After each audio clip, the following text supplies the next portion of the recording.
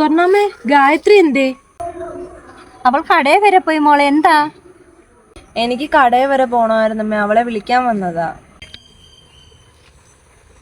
അതിനെന്താ, ഞാൻ അവളോട് പറയാ. അല്ല, മോള് വല്ലതും കഴിച്ചായിരുന്നോ?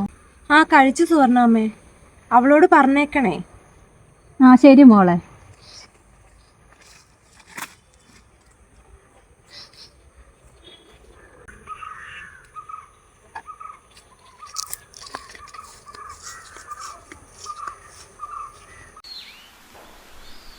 ഡാളിയ, ഇന്ത്യയൊക്കെ ഒരു അടിയും വെട്ടുമായിട്ട് നടക്കുന്നത് എന്താ? പെണ്ണുകൊണ്ട് കള്ളുകൊണ്ട്.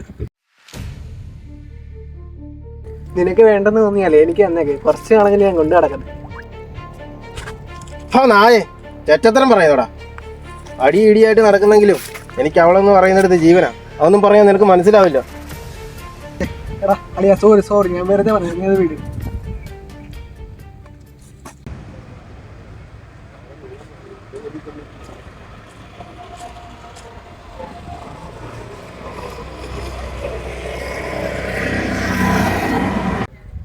എടി, ഒരുപാട് ലേറ്റ് ആവോ?